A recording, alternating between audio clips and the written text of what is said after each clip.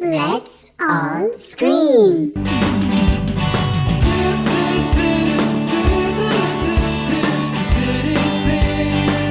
all scream.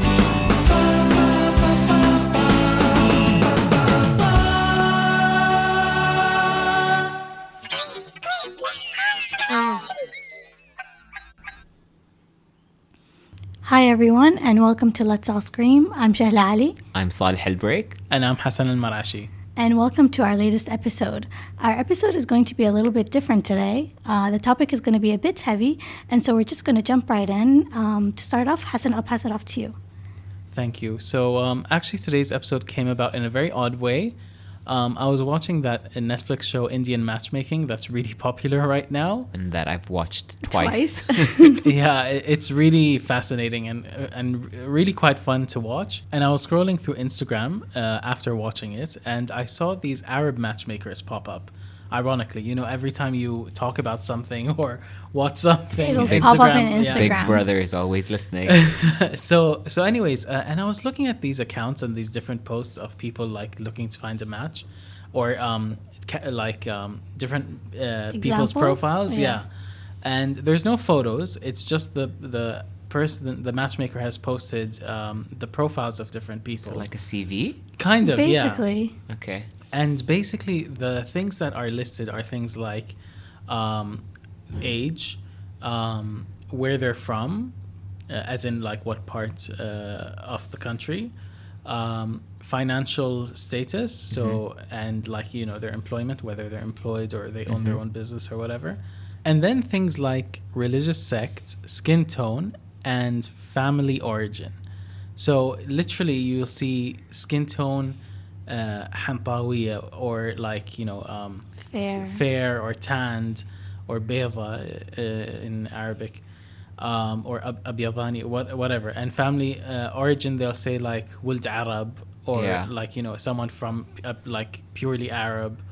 I didn't really scroll through that many, and it just got me thinking, like, do we still, as an Arab society in this day and age, put so much emphasis on things like skin tone and like religious sect and all these things? So our topic today is about essentially discrimination when it comes to racism, religious sect, and all these different issues that Arab society faces until today. So if we go through so I've written down a couple of things. So if we look at obviously, not all Arabs are Muslims, but let's look at Islam for a second. Back in when the Islam was first, when it first came about, when the Prophet Muhammad was spreading the message of Islam, the religion was not created for a specific group of people. It wasn't created for people of a certain region or people of a certain skin tone. It was for everyone. Yeah. And even if we take Christianity, it says love thy neighbor. Yeah. It doesn't. The Bible says love thy neighbor. It doesn't say love thy neighbor only if they're the same skin tone as you, if they are the same financial status as you, or whatever. So I think we really have a lot of work to do in the Arab society to talk about this stuff and not shy away from it, because I know, of course, everyone has their own inherent biases. Everyone has family members who hold these values. I mean, there's so many people who still today refer to black people as abid in Arabic, which literally translates to slaves.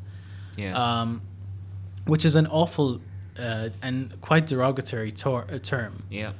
But it's still used today quite commonly, and it's very shocking, I think.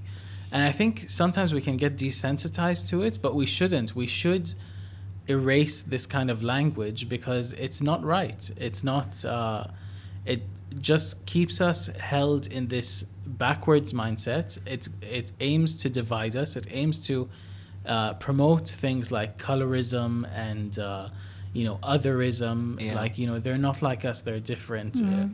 At the end of the day, there's this professor who specializes in racism. I can't remember her name, but she was on Oprah a while ago, and she's very famous. If you are listening to this, I'm sure you know who I'm talking about. But she says there's only one race, and that's the human race.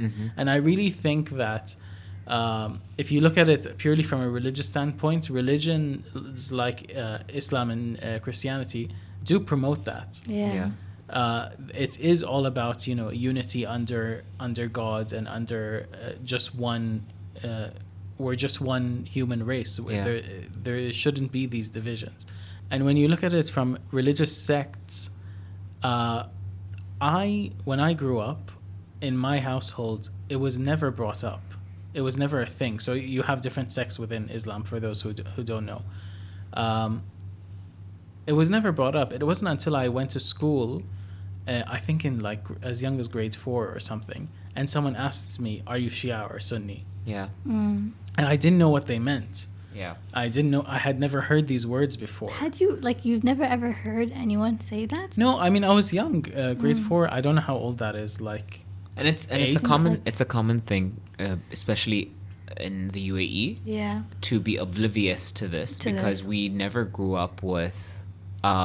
It's at just- least when it comes to religious sects, Yeah. we Yeah. were never Muslim really is Muslim. exposed. There's and Ye- even in Prophet Muhammad's days, like when Islam first started, Islam was Islam. There was no such thing as Yeah. Shia or Sunni or any other sect. Yeah. Yeah, not unlike other like countries.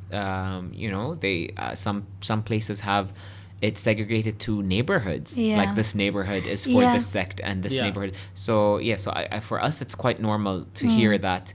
Even myself, I didn't know these different sects existed until I went to school. Yeah. because Yeah. you know, I kids think would it does. tell you.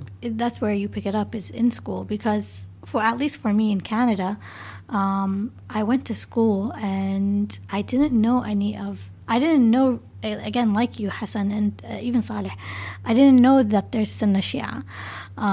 I knew that my friend was Muslim, and whenever anyone would ask me, "What's your faith?" or "What faith do you practice?" I would say Muslim or Islam. Yeah. So it wasn't until later on did I started also like you, but I thought that was just a Canada thing, not a thing worldwide. And even when it was asked of me and when it was talked about, I remember thinking or getting the impression that there's a right one and a wrong one. Yeah. Which is wrong. Like, you know, the religion was not created to be divided. Yeah. It was created to unite.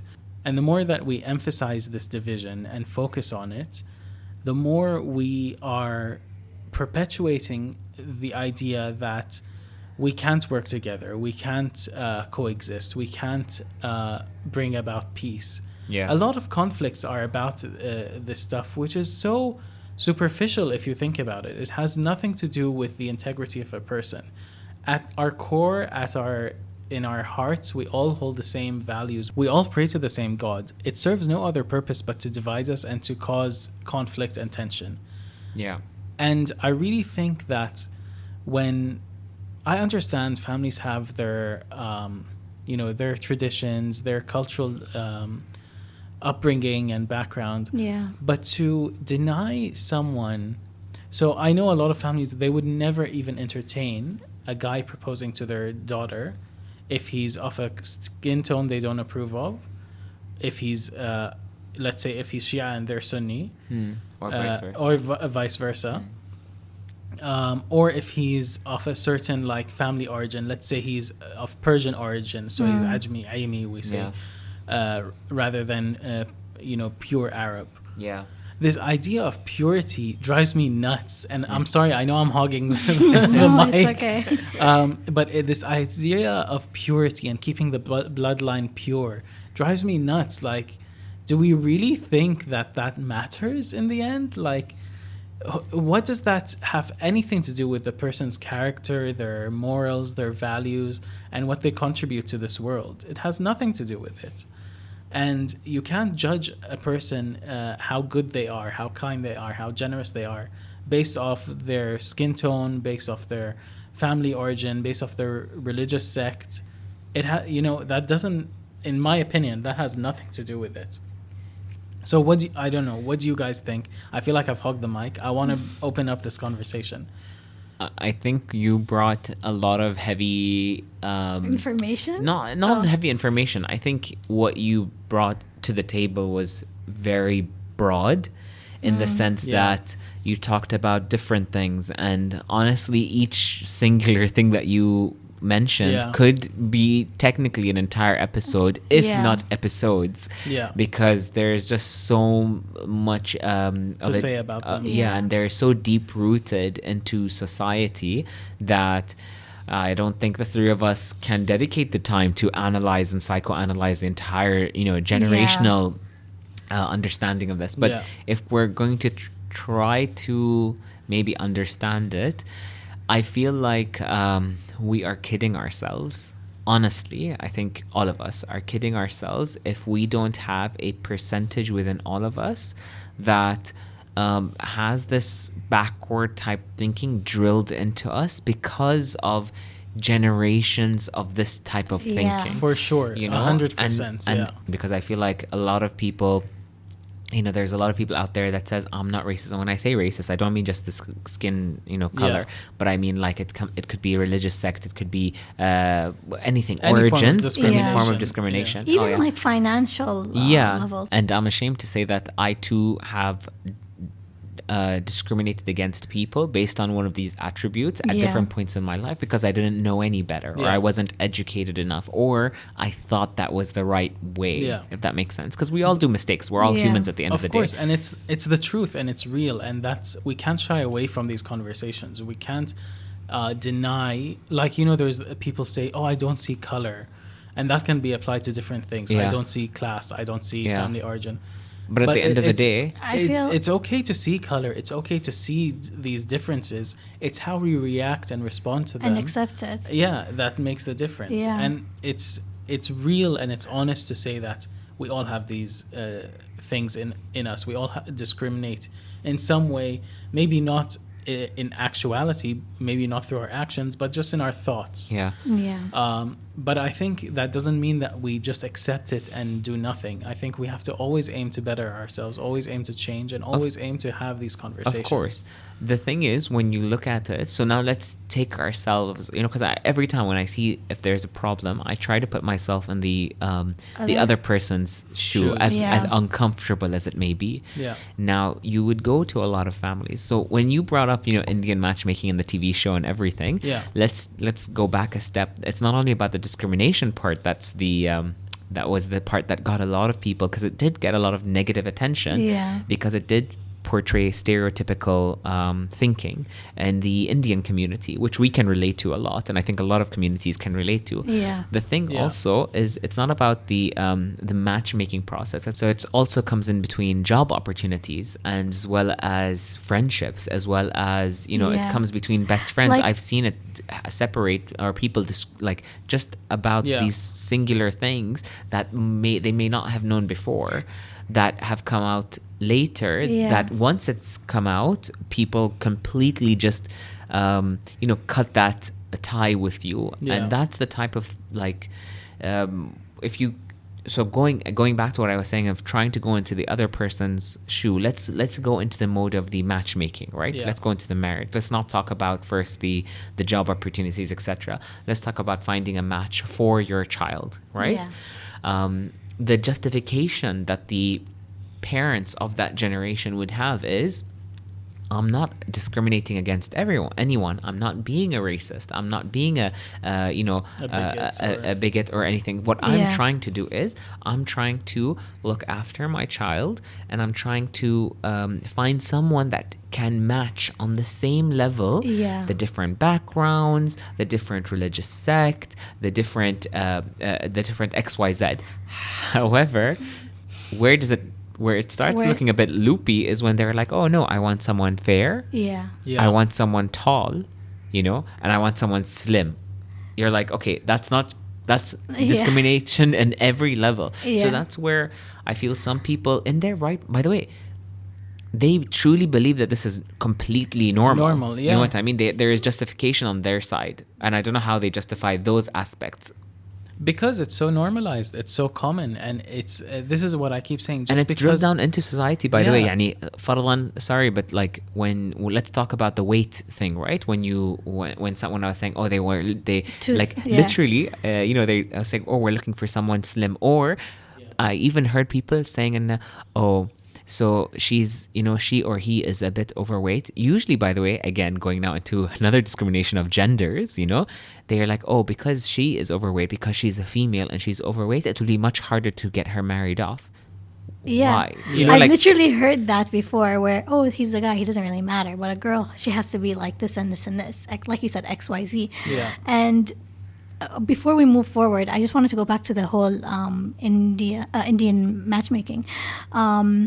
I don't know if you paid attention, but even like in areas, they will say, oh, because I'm from this, there was one of the individuals, she kept saying that I don't find a lot of people because I'm not from this area or this area. My family moved away like a while before, and so her origin changed. Yes. And so people wouldn't consider her even Indian. Because she was not, like Hassan said, the purity. Yeah. So you're not a pure origin, and because you're, as some people here like to call it, half-breed or mixed breed. Yeah. They consider it as a lower caste. But then I would look at her and I would be like, but both your parents are Indian.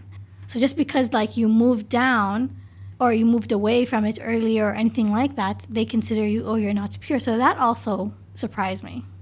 And I think, because I can already hear the comments. I know people are going to say, oh, but this is not just an Arab society, or this is not just in like Asian society or whatever. I know that. That doesn't make it right. Just because it's something is common doesn't make it right. But I think we have to keep having this conversation. We have to keep this dialogue open, because if we just stay silent and not discuss it and not bring it up, especially, I know it's uncomfortable, especially with people from the older generation, our parents, our aunts and uncles, our relatives. I know it's uncomfortable, but if we just stay quiet and don't talk about it, things are never going to change. Things are going to stay the same.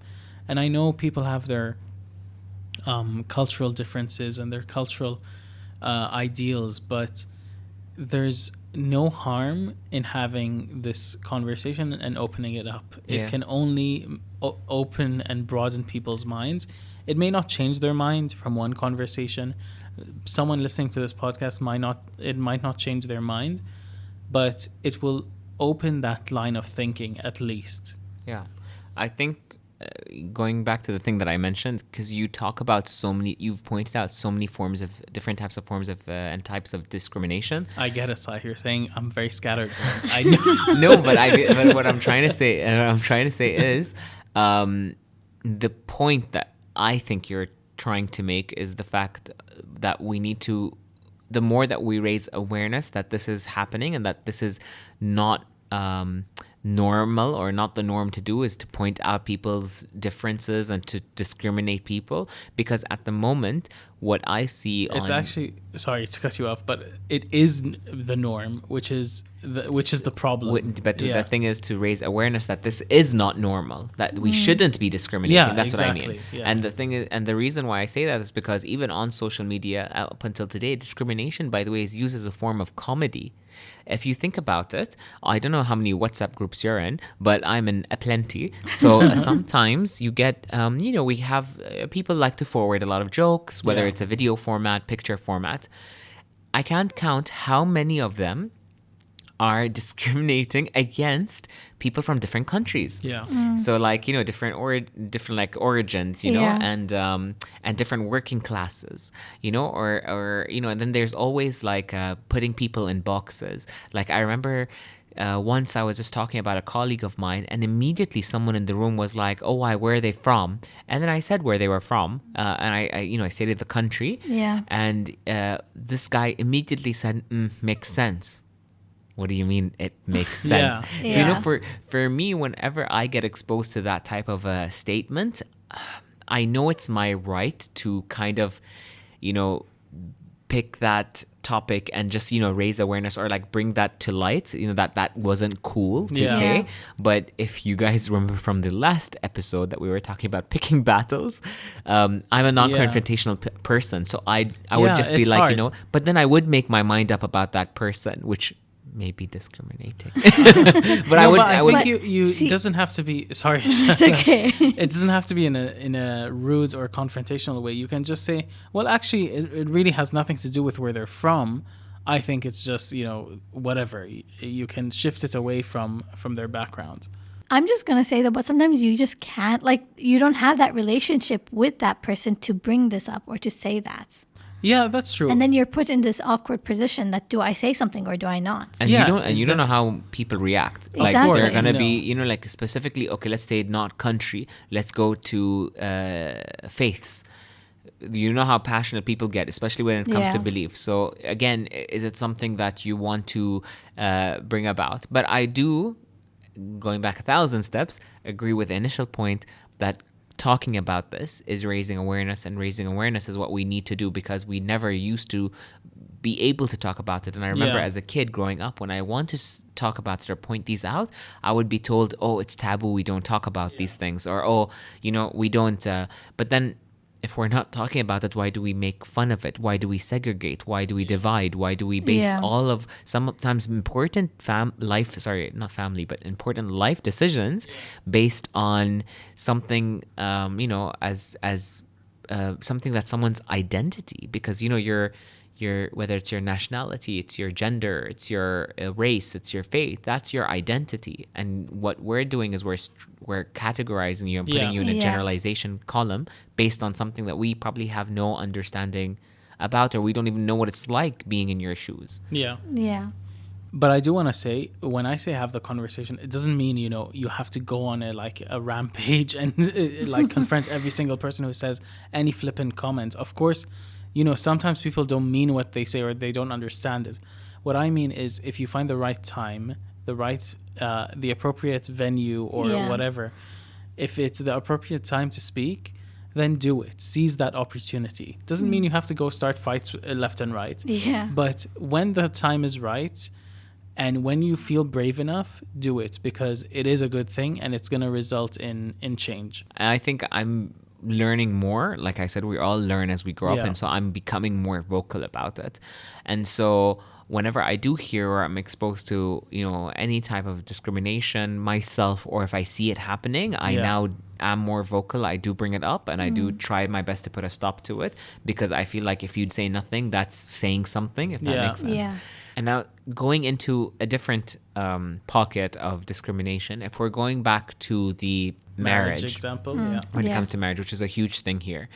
Up until today, up until our generation, you know, Even we in still, our generation. yeah, it is up until our generation. So like even my friends who are now, you know, okay, they're young parents, but when Yeah. you ask them questions about how they, you know, in the future, what they would want in their child's partner, life partner, whatever, even now, our generation have opinions based Yeah. on type. And they tell me, well, I want... So instead of saying, for example, a good man or a good, you know, girl, they would say, you know, I'll just say, oh, yeah, she has to, you know, a girl that can support the home and raise the Yeah. kids and cook. Yeah. Or, you know, a guy... And then it goes into a different path of a guy that is from this neighborhood and has to believe in this faith. You know, so there's...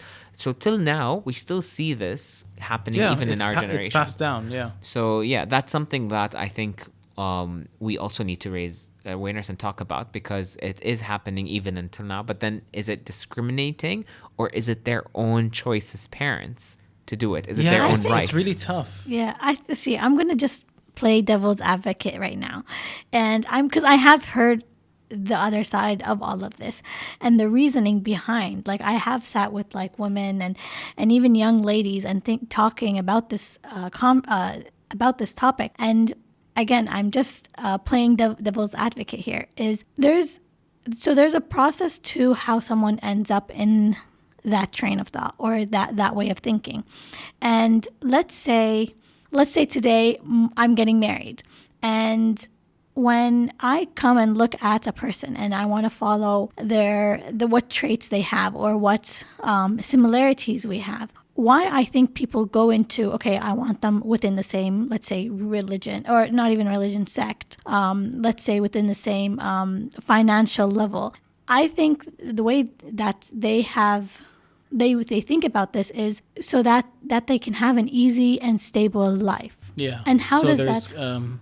cohesiveness and Exactly. yeah, Like when... compatibility. That's the word. Exactly. Like when you think about it, I've literally sat with women where they're like, but then they'll have children, and then the children will have to choose, and they don't know who's the right and who's the wrong. And not, I'm not saying that there is a right and wrong, but the way that it's understood is that when you are of similar minds, of similar financial status, of all these different Similar categories, qualities. it is an easier life. You're not going to have problems in the future. You're not going to have to struggle, and that is a major reason why that these people think that But way. can I just say that's a fantasy?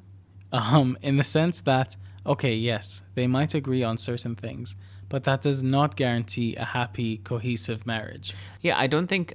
Yeah, I would agree in the sense that here's so I'm not even playing devil's advocate. I'm playing like between the both of your perspectives. Yeah. Right. So I can see the devil's advocate opinion of what they're doing it out of, love, I presume, by wanting to safeguard their children from having any bumps in the future. Yeah. So they look at so they look at their financial stability on both sides, Yeah. whether, the male and the female can provide for themselves, for example, whether they are from the same background, the same country, the same region, the same race, etc. Because I believe that coming through generations, of course, there must be some form of experience by what they see around, and that they can say that, by staying within their circles, Yeah. they are essentially having the same safeguarding. The Yeah. understanding and the mentality would be the same. However, this is not to say that is the that results into the success rate of a relationship, which Yeah. is what Hassan is saying, in the sense that you might be from the same, but then again, like Yeah, if it's in a marriage, the divorce rate is a divorce rate whether you're the same And the I've same or seen not. people who are from very similar backgrounds, and they get married and they think, oh, that's perfect. We're so alike. Everything's gonna work out, and it ends up being a horrible relationship. Again, I'm going to do the devil's advocate. Let's say this is the road you're on. There can be 1 or 2 bumps, there can be 4 or 5 bumps, or there can be 10 bumps. I'm just saying that the bumps I'm comparing is the differences or the problems and issues that they face in a marriage. I'm not saying that it's the reason for the marriage not succeeding is all these differences, but it can impact the marriage, and then all these other problems will rise up. Of course, but let's use the religious sect example.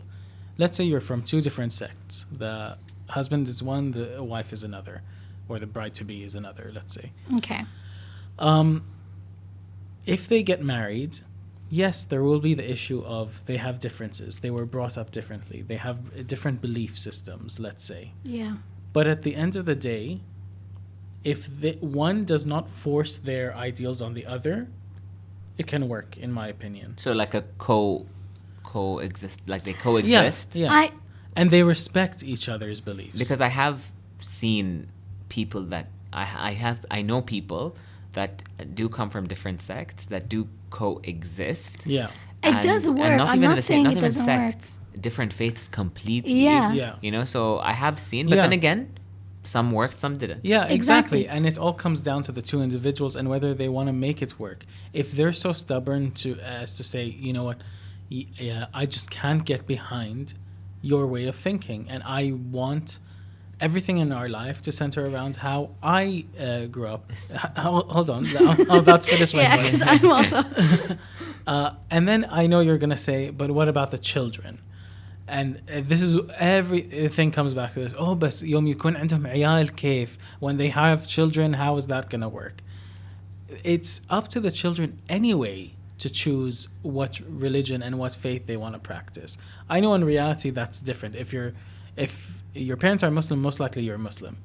But at the end of the day, the children have a choice to go and explore and study and learn and decide what aligns with their personal belief system and what they feel is right, and that's what they're going to follow.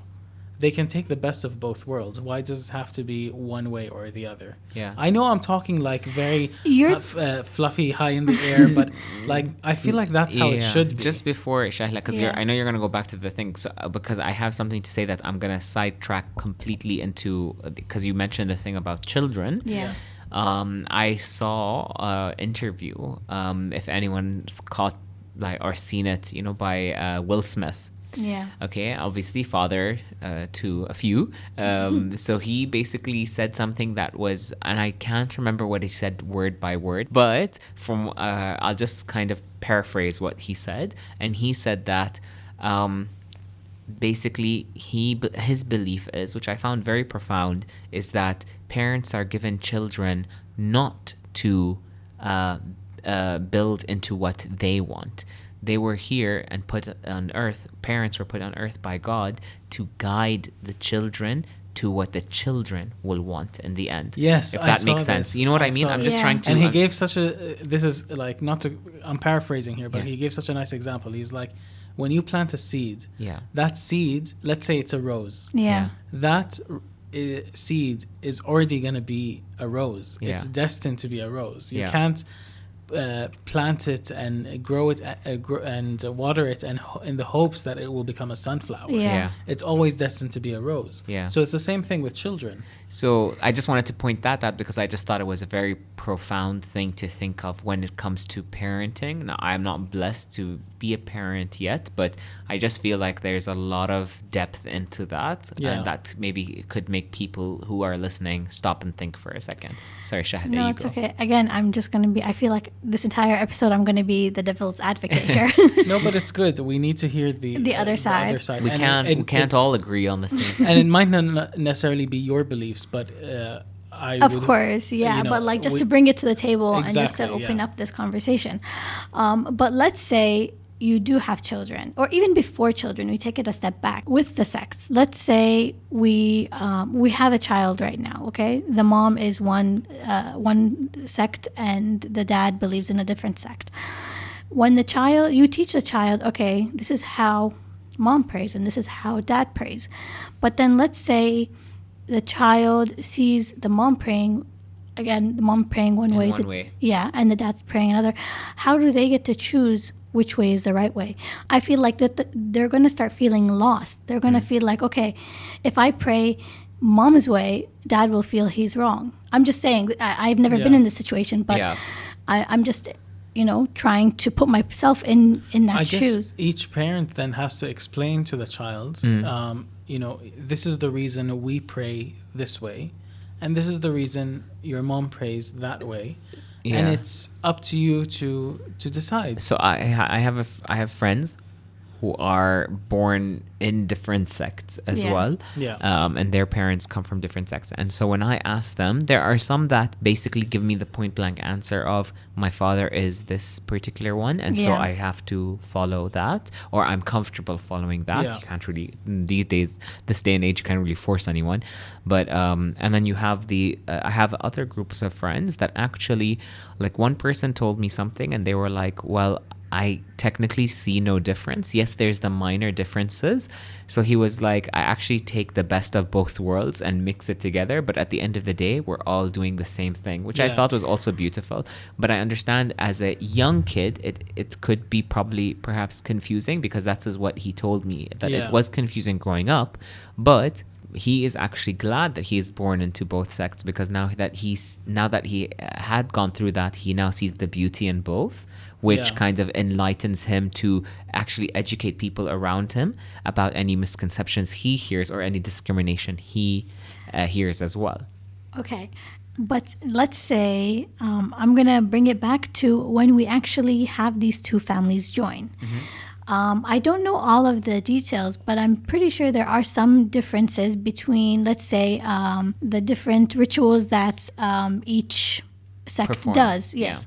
When we bring these two families together and there are some differences, let's say Absachi, the sheikh or something, I feel like one of these families is going to feel like they are sacrificing or giving up traditions. their traditions. So then this is going to start from the beginning, starts causing all these little small cracks that may not really affect the marriage, but then I feel like it will cause an underlining issue that will start like having all these like small little issues that affect the relationships later on.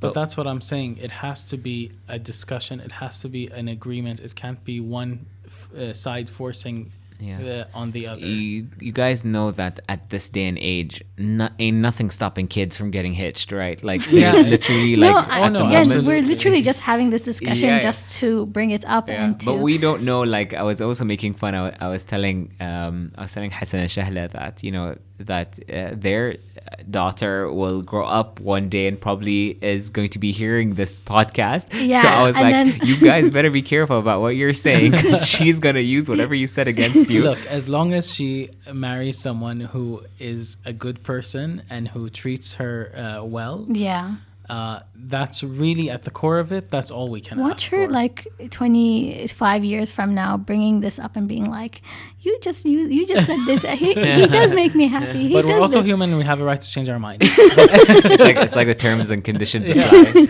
But just one more thing to add on this. It's so the example you brought, Shehlaa, was great. Let's say this family wants a sheikh from their mosque, let's say, and the other one wants one from theirs. If one compromises over the other, let's say they don't decide to do both, it's either one or the other for whatever reason. If the couple doesn't hold too much importance on it, if they don't make it an issue, it won't be an issue. Because if you think about it, at the end of the day, we're all Muslim. Yeah. I'm talking about this is within like sects within the within Islam. Yeah. We're all Muslim at the end of the day. As much as people will try and divide and try and segregate, at the end of the day, we all know we worship the same God. Yeah. We were given Islam by the same prophet. Yeah. So as much as people want to try and divide, at the core of it, we are. It is exactly these the same. little differences should not matter. No, I agree with you. I completely agree with you. But I was, of course, just bringing up. No, I know that, but I'm saying this for our listeners. It's how much importance you put on it. If you don't give it, like the example, Saleh, of your friend who grew up in that family, he got, or she, I don't know, got to see both sides. Beauty, He got to experience the beauty of both sides, and at the end of the day, I'm pretty sure his parents do not care as long as he's being a good person. And he's being a good Muslim. They don't care whether he's like, oh, thank God he's more my sect, or thank God he's more, I doubt his parents are worrying about that. And I think that's really nice, and I think that we should all aspire to not hold so much importance and to reach that level of going to some of the other points that you mentioned earlier, and going a little less on the faith side. I think this topic could be given a whole season, like I said at the very beginning, so I told you so if you're listening. But I think we need to bring and shed some light on the topics that again, when we're talking about the different sects and faith, okay, yes, that is quite lengthy, and there's so many reasons that have been passed on from a generational perspective that could be the reason why different sects. But then there are some things that have, I'm sorry, but no common sense. For example, color of skin doesn't make sense. When it comes to perhaps even gender, on the basis of discrimination of giving a person a job or giving an opportunity to someone, doesn't make sense. So classifying these, which does very much exist in the Arab world up until today, in terms of how people are treated based on these factors, this is a thing that needs to be put a stop to, because I'm not saying that the faith aspect doesn't it makes sense. I'm not saying that, but I'm just saying that there are forms of discrimination that are basic common sense and have no grounds to exist in today's modern society. And a lot of non-Muslims will say, oh, but Islam perpetuates this. Islam encourages discrimination or is oppressive to women. but people forget the history and the truth of it. The Prophet's wife was a successful businesswoman. Yeah. And there's so many examples of great female leaders in Islam. The Prophet's daughter, for one. Yeah. And also there's- a lot of examples that are in the faith that show equality of all color of skin as well. Yeah, I think- so, and the Prophet actually had, a lot of people don't know this, he had no sons, he had a daughter. And his daughter was, and they say the reason behind that is God wanted to show that someone doesn't have to have a male lineage. He wanted to break away from these. He wanted people to break away from these ideals that you have to have a male heir, and it's like it's going to be like a monarchy kind of thing. I think the difference between where the cut is there are some things that are culture. And Yes. then there's some things Yeah. that are in the religion. And people often conflate the two. Exactly. There's a very fine line, and some people don't know and mix the two. Yeah. But if you come to look at it, it's Yeah. actually, there's a lot of opportunity, growth, and equality in Islam. And going back to what you said, Saleh, about skin tone, I completely agree. Like, until today, it still exists. But I have to say, I'm not surprised. I just feel it's something that's not really brought up. It's something not talked about except in jokes in WhatsApp groups, like you said. But I think the more that we Talk about it. the more we talk Yeah. about it, the more we can raise awareness, and each of us can kind of do our part in hopefully facilitating some sort of change, even if it's small. I'll be honest, I actually wasn't that aware of the whole, the difference when it comes to the color of skin, especially when I moved to this region. I didn't think that was something that people Yeah. cared about. I thought that was something that only, in the Western world existed. No, and I've seen it, I've even heard like, even without color of skin, like family origin or even the way, even amongst different Arabs from different countries, Yeah. they'll say like, when someone speaks, let's say in a different accent, Yeah. I've heard them criticize and say, "Oh, هذه مو برمستنا," as in like, this She's is not not. how we speak. As if it's a bad thing, as if being different is a bad thing, and it's so silly to me. I'm actually, we're diving into a different subject, and I'm segueing away from what we're talking about. But coming here, Hassan, you are half Emirati, half Iraqi, and so I felt that I have to, and I'm Iraqi, and so I speak the Iraqi dialect. But I felt that sometimes in certain situations I would have to switch and use the words that I picked up in the Emirati language. Yeah. And you kept telling me, no, use your own language and to stick to your accent. And I felt... And not in a, oh, don't try and speak. Be proud of yeah, your... Yeah, exactly. Because I really learned that over the years. If you try and change yourself to please others, they will never respect you. Of course. And I've seen. My mom was Iraqi, and she was pretty much her whole adult life was here, after she got married, and she would, similar to you, Shehlaa, when she first moved and she would speak to her Emirati friends. Yeah. She would kind of change her accent a little bit, and they'd say, "No, we love your Iraqi accent." You know why, you though? Have to, the way that I thought about it is that you won't understand. Like whenever I spoke to any Emirati, I feel like they're not going to understand my Arab, my accent. They're not going to understand these words. And even Saleh, sometimes as we have a conversation, I would use a word and then he looks to Hassan and Hassan just quickly translates. And at first I used to feel embarrassed. Like I'm like, oh, but he doesn't understand. And I felt awkward. But now I found it's actually funny and something that we can actually talk about and bond over. Yeah. But yeah, I think there's a difference between saying, changing your accent because you think someone's not going to understand, and, saying it in their accent so that they can better understand you, versus saying it because you're afraid they're going to make fun of you. And I've seen people make fun because someone speaks differently than them. And it's so silly and so childish. I've had this happen to me, and I think that's where it came from, is when you're sitting and then someone be like, what's that? Yeah. And then I'd be like, oh, this is what we use. And then they would, they'd make fun of it. I've been there with you, and they'd say like, "Oh, you're Iraqi. Is that why you say it like that?" And like, then- it's so insulting. and I've had people like make fun of my dialect, and I would feel embarrassed and Like you less know, than. yeah, Yeah. and like I'm not.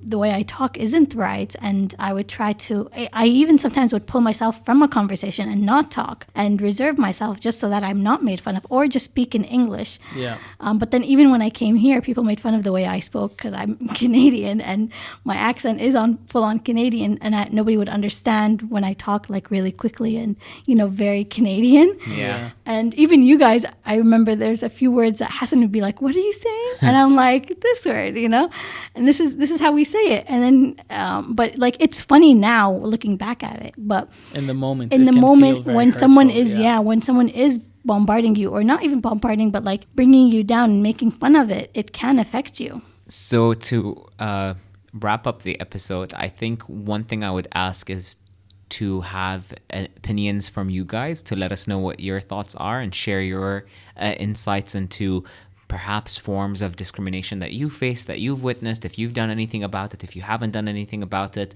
or what your viewpoints on the topics that we've discussed. And please don't feel that even if you have an opposing opinion, you can't share it with us. We want to hear the other side of this. We want to hear your thoughts. This is not meant to shut anyone out. We want to keep it open, and that's how we can create change. And there are several ways that you could share your thoughts with us. So you could either contact us on our Gmail, which is letsallscream.podcast@gmail.com, or you could let us know by sending us a DM or even commenting on our social pages, which are at Let's All Scream on both Instagram and Facebook. Thank you guys for tuning in, and we hope to hear from you soon. Thanks, everyone. Bye. Bye.